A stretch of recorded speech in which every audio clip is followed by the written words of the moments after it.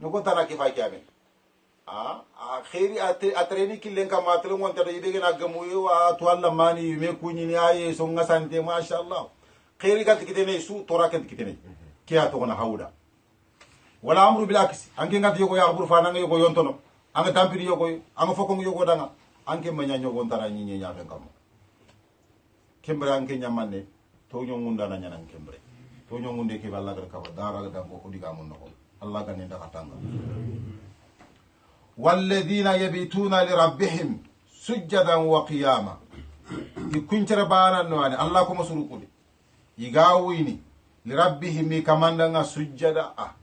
باتانو كنيا يغا سجديني يغا ساليني وروموا oku yoto way tibabu ngolle yema woytu france afala kenyan si ngala kandu ko filliko wala to romu man salini o su tibabu ngolle ngento ama ko nan ko to ma wala ganta wuro mu man salina do ko wodu ko nanda mo be fanake do ko tan nakese finga na ko tan ma na kende ba aro silamini ko kime me nyi e kundu haklan to nyane kende barke nan de khara du yi dangale fi go yi ma way so be ni ga kende barni kun kamanne haklan to nyane yo idi finga kinyene silamini misiru anti ni de matu duamu ari khama na ko kede wallahi khama na ko yo zayna ko alma min dangale ti ma sha Allah hajo go winga ogana salli ini ndem do duange ya muriti ini ndem duange kama kana ko kiri adim wallahi kama kana ko kiri sinamini ko mu'minin ngiya allah kanano ngiya allah batano ngiya aw kitede ke jamano ko aw kitede naqtu allah ko musuru ngiya kungana allah akhirat fube allah no bagani ya khayya ya rabbi allah ganno nyake martaba allah ganno nya allah da ko musuru futundu be ni ga bakko ma allah ganno yam ko ma nalagari mo waserenya tafsiri mutu Allah ti wini ya sujdano geni ya wa qiyamaro sikano geni ya li'ibadati Allah azza wa jalla Allah batinna walladhina yaquluna rabbana isrif 'anna 'adhaba jahannam kun kuma banu an Allah kuma suru ikunyani gatini rabbana okama idwa ngunno asrif anganna sagande nya anna bakko ya azaba jahannam jahannam yangan katanga Allah anganna jahannam yangan katan chagande bakko bawana inna azabaha kana gharama jahannam yangan kata anya lejimi foya Allah kutananda ngamanya dume foya Allah kutananda gharama bimana lizama ma daima wallahi keda nga Allah nganno kutanga Allah ganna ko so katanga awa Allah ko musuru ahini kundwa yu duangani yimenuda yu duangana Allah ko musere suda korondro koto koronan dua medanga duange kefet folmade ko de ma ko na ki duange kundu duange ma duange ngi tanga na ko foyo go ant bak yaake anati ko kudalle ki o uru sigi o sigi fajiri nga o sigi sunke nga o Allah kri mo go su kiente uronte ka fo ko bak yaake a o de ma ko na haranga yero tala galba ngi no ko de secret tanyi mi amaka yeah ay ki code secret xama mo do kede code secret ñando ngaay code ki anda ñimi mo code nganta ma antelde o misale ngi ben ko nga ko jamane ki telephone numéro ne harsa ande a xi ñoko xri angatu jamane ki telephone numéro so woto numéro ma men tammu andi numéro ki su katu tammu ndeke bala na numéro ngene ke bana fotan ray est ce ka awsene na ka ma makaya surtout ande kabu kesu katu numéro no tammi ande kabu mankatu bani kibe ga falla trompe ke mbana serebe angara batte esi akin telefon sononia ki ka manda sononi bani ki adi golle ke fo makunda adi mahana ko golle bani kibe ga no ngatini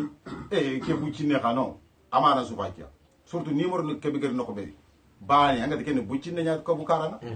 awa allah ko te gollu ko xasunu kundwa fo bucine ke magati ken fo la manene a tokono code secret ne manne kenni ya nyimme do Allah na kanali duangen code secret su fayke awre de man ala ya nyimme Allah ba de ba to nyumundo Allah alquran de ba Allah gute fini an nyimme jikku suru nyani ando Allah na kan sire nyani ando Allah ko mon na kan sire nyani code secret ki fayke ba do say foto fete istalihu ma Allah kado Allah na lingo ke barani al khalba akhi anke ngangada Allah kire fofo ke bak yaake kibe agma bagandi yaake ka mana be gani angani na tawo nan nga baraje yogo ado khir tana yogo ati ngalla ke tu jamais aga lonko wallahi kin ka banya to kono woli ni kube no geti kana nyemede kin ka banya to kono woli ayana allah ko musre akhim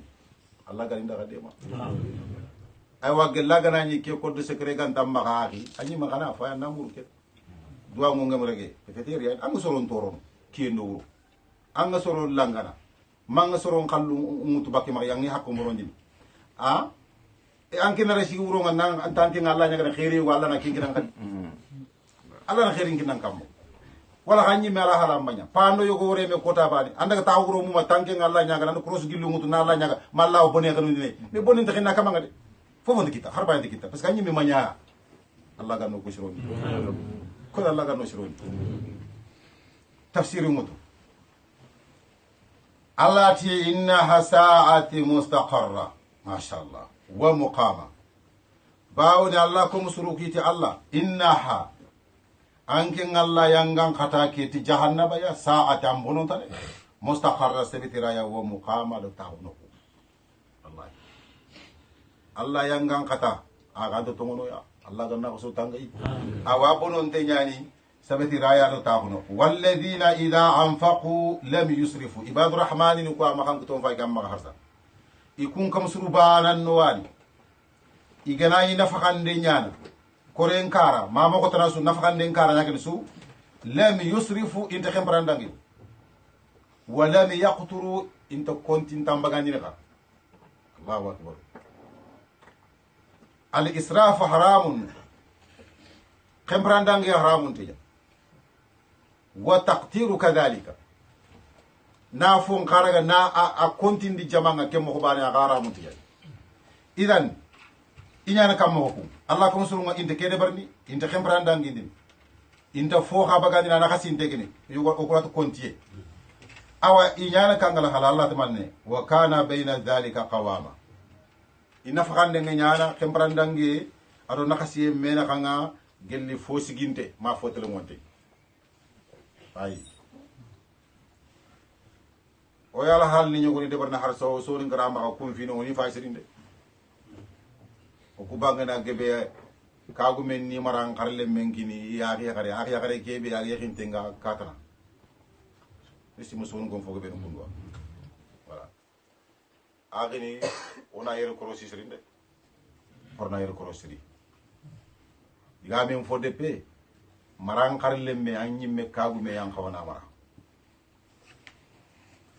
anyimmi anan ka ke bre mo hontu